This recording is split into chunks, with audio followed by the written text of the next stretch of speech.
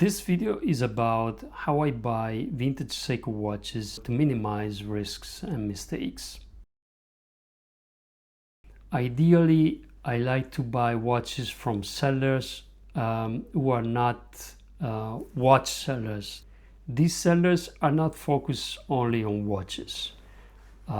They won't tinker with the watch. They will not replace parts of the watch. They probably don't know how to do that, and they probably don't want to do that. They don't care. They source the watch somewhere and they want to sell it as soon as possible. Because of that, it will probably not show the movement of the watch, and that can be scary. The other pictures of the watch might be bad, maybe slightly out of focus.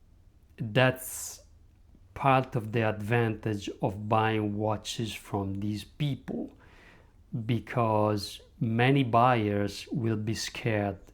That's your opportunity right there.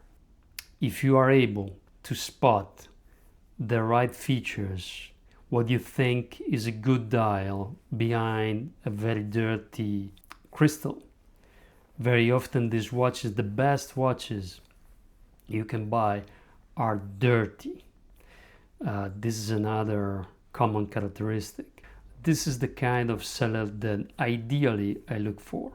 If it doesn't have a good rate, below 98% on eBay, below 97, maybe below 96, but that's kind of risky.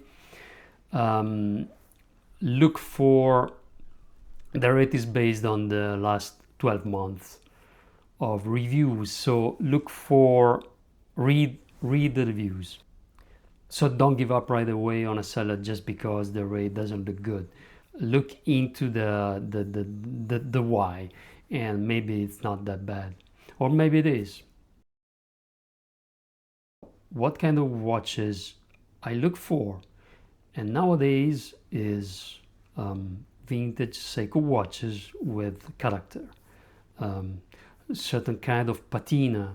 Hopefully, it depends by the watch, but if it's a diver from the 70s or 80s, I like the creamy butter color lume, a watch that got old and turned into something beautiful, full of imperfections, but unique imperfections. Even if it's a diver, just avoid to use it in the water.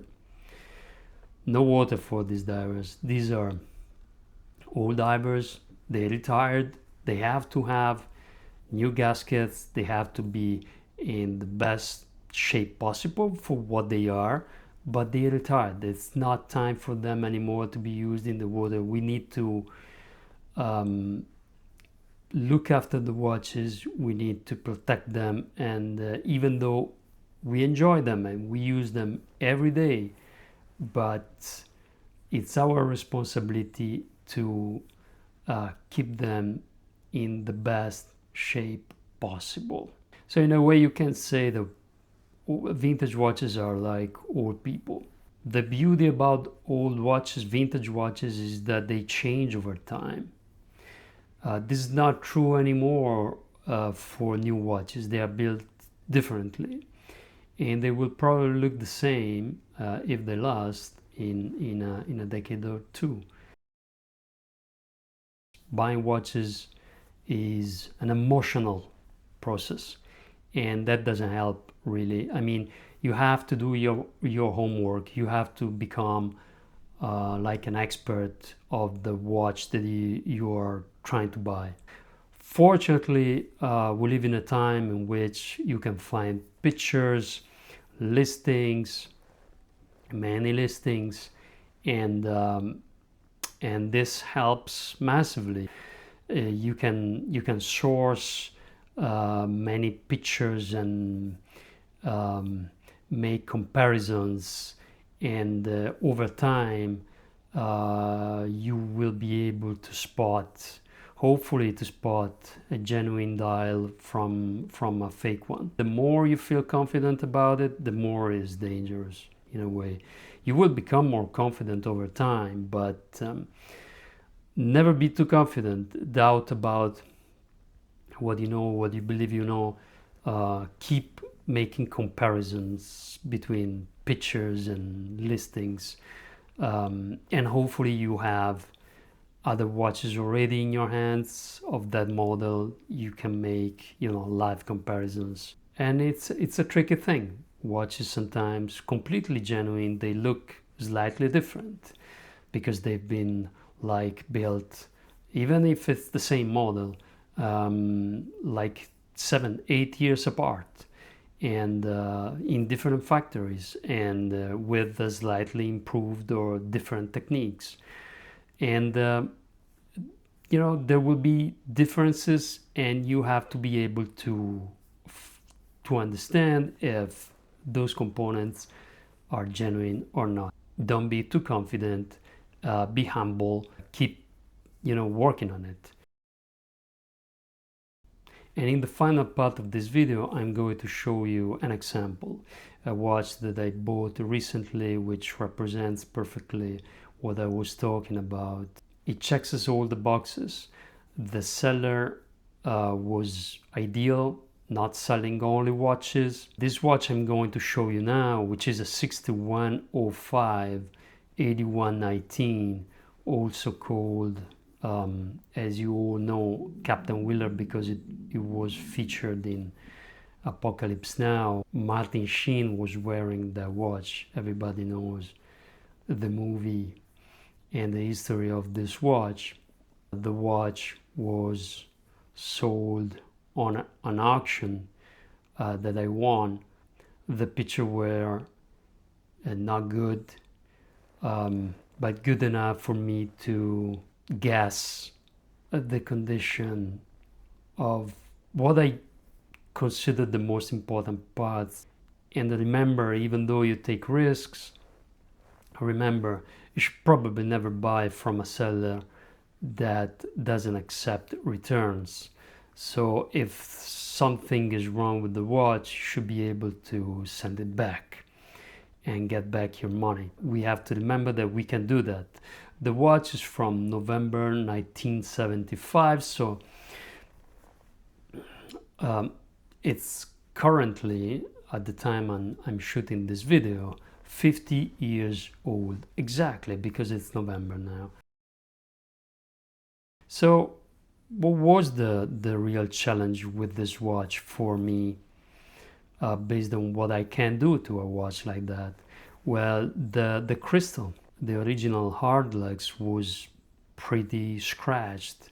My plan since the very beginning was to try to fix one of these crystals.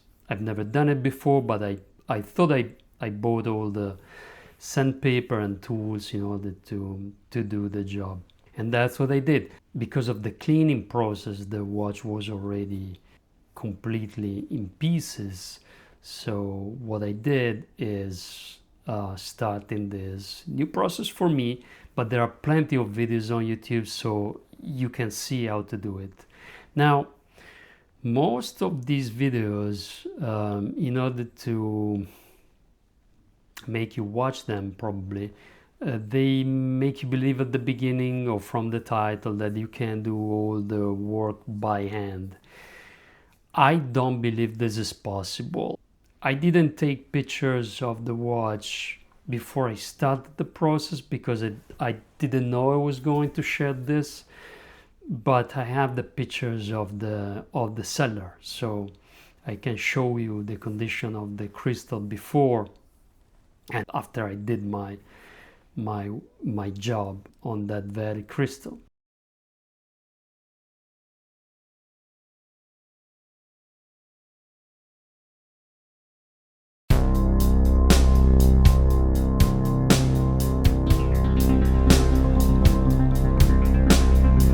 As you can see, the final result is not bad, and the result was good enough for me to put it back in the watch. I wouldn't do that otherwise. Another way to fix the problem was, buy a new crystal. There are people making crystals for type 2, type 3 for these watches that are pretty well done. They're brand new. You can find them. They're not cheap, but it's worth it. If you don't have any alternatives, you can do that. And finally, I'm going briefly to explain what I did to the crystal. I originally bought several kind of sandpapers from 1,000 to 10,000. Originally, this was a kit, the best kit among what I found on Amazon in this case. And I thought since the very beginning that 10,000 wasn't probably enough to make the crystal completely polished and transparent, and indeed it wasn't.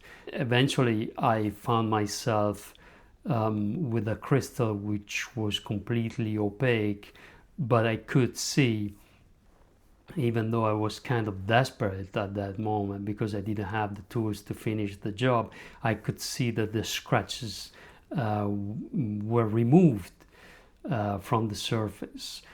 Some scratch was still there, the deepest ones, but that was fine with me. Eventually I bought like a specific very fine powder with an electric tool in order to finish the job, and it worked out pretty well as you have seen and from the pictures, and this is it. In total I think I spent like probably in 2-3 days I spent like I would say 5 hours doing this.